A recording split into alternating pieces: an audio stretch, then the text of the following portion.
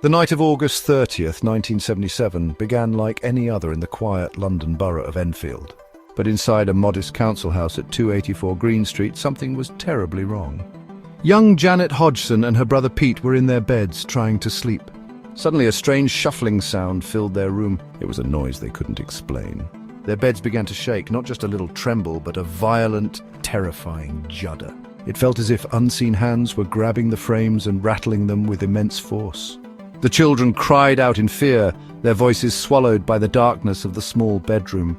This was just the beginning of a story that would grip the nation and become Britain's most famous and frightening haunting. Their mother, Peggy Hodgson, a single parent doing her best to raise 4 children, rushed into the room. She was a practical woman, not one for flights of fancy or ghost stories. At first, she thought her children were just playing games, trying to scare each other as siblings often do. She told them to settle down and go to sleep. But the shuffling sound started again, this time louder. A heavy chest of drawers, which took 2 people to move, slid across the floor on its own. It moved with a grinding scrape that sent shivers down her spine. Peggy tried to push it back, but an invisible force resisted her, holding it firm. The cold dread that filled the room was undeniable. This was no childish prank. Terrified for her children's safety, Peggy gathered them up and fled the house. She ran next door to her neighbours, Vic and Peggy Nottingham. She was breathless and panicked, her story tumbling out in a rush of fear. The Nottinghams, understandably skeptical, went over to the house to see for themselves what was causing the commotion. They stepped inside, looking for a rational explanation. Perhaps it was faulty plumbing or floorboards settling. But as Vic stood in the living room, he heard the same strange knocking sounds coming from the walls. The knocks seemed to follow him, echoing his own steps. There were no pipes, no loose wires, nothing that could explain the relentless, intelligent rapping that filled the silence. The fear was now palpable, spreading from the family to their neighbours. It was clear this was something beyond their understanding. The Nottinghams advised Peggy to call the police, believing that surely they would find an intruder or a logical cause for the disturbance. When a lone police constable, WPC Carolyn Heaps, arrived at the scene, she too was met with the inexplicable. She witnessed a chair slide across the kitchen floor with no one near it. She signed an official witness statement confirming what she had seen. The Enfield poltergeist had made its presence known, not just to a frightened family, but to the law itself, setting the stage for one of the most documented and debated paranormal cases in history. At the heart of this terrifying ordeal was the Hodgson family.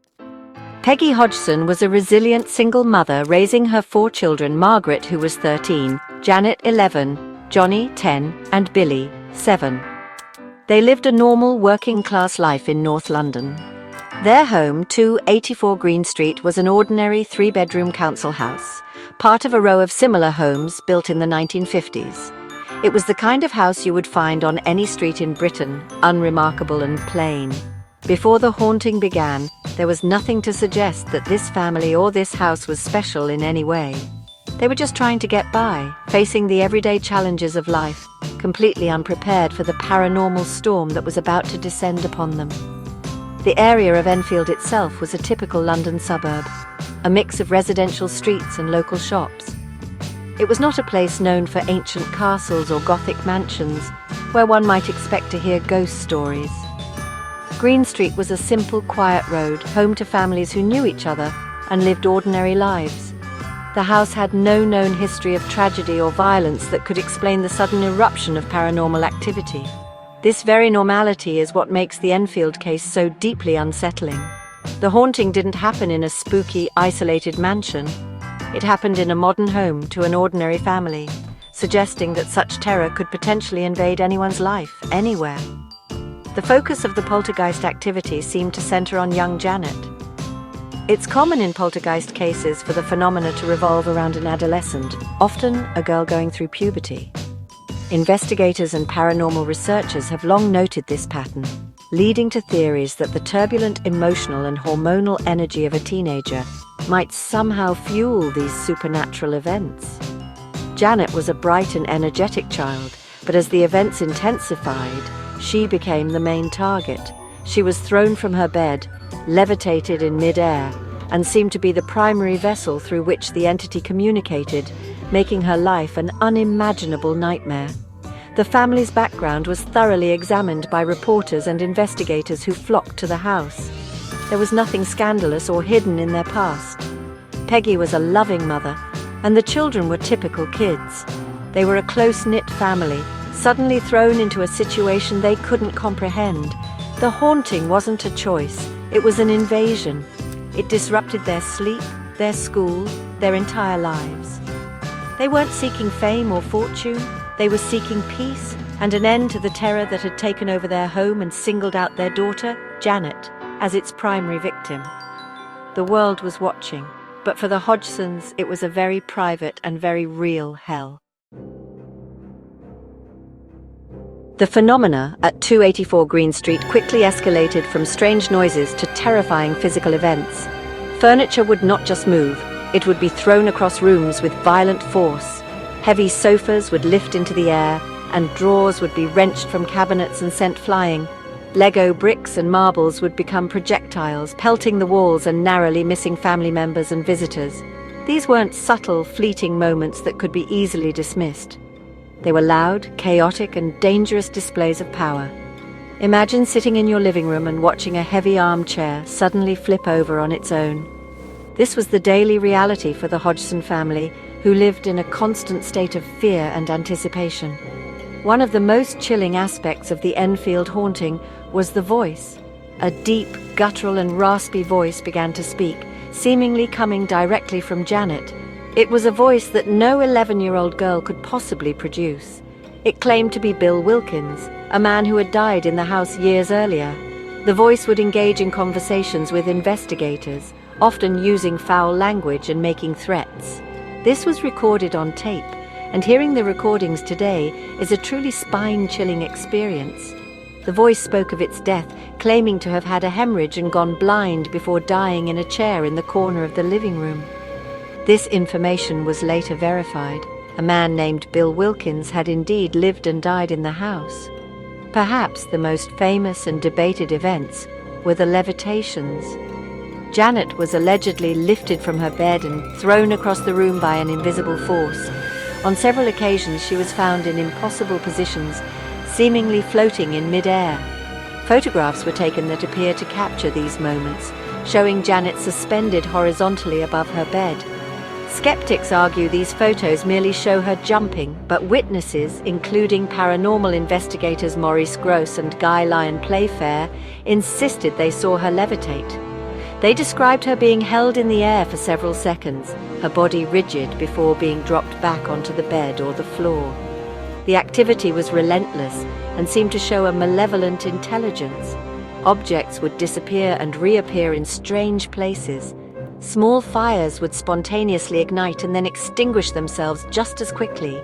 Puddles of water would form on the floor with no explanation. The family would hear loud barking sounds, even though they didn't own a dog. The entity seemed to enjoy tormenting the family and performing for the investigators who came to study the case. It was a haunting that refused to stay in the shadows, instead putting on a full, terrifying performance for anyone who dared to watch, creating a wealth of evidence that continues to be analyzed and debated to this day. As news of the Enfield poltergeist spread, the house on Green Street became a media sensation. The Society for Psychical Research, or SPR, sent two of its members, Maurice Grosse and Guy Lyon Playfair, to investigate. Grosse, who had recently lost his own daughter, was deeply invested in the case, hoping to find proof of an afterlife. Playfair was a more experienced, but still open-minded investigator. They spent months in the house, documenting over 1,500 different paranormal incidents. They recorded the strange voices, took photographs, and interviewed dozens of witnesses, including neighbors, police officers, and journalists, many of whom experienced the phenomena for themselves. Their extensive investigation formed the backbone of the argument that the haunting was genuine. However, not everyone was convinced. From the very beginning, there were skeptics who believed the entire affair was an elaborate hoax orchestrated by the children, particularly Janet. They pointed to the fact that much of the activity happened when Janet was present but not being directly observed. On one occasion, a hidden video camera caught Janet bending spoons, and trying to bounce on her bed to fake a levitation. When confronted, she admitted that they had faked some of the events about 2% of the time to see if the investigators would notice. This admission cast a shadow of doubt over the entire case, giving ammunition to those who believed it was all a prank. The debate between a genuine haunting and a clever hoax has raged for decades. Those who believe point to the sheer volume of evidence and the number of credible, independent witnesses. A police officer signed an affidavit. A press photographer was hit by a flying Lego brick. The guttural voice of Bill Wilkins was recorded and analysed, with some experts concluding it was anatomically impossible for a young girl to produce.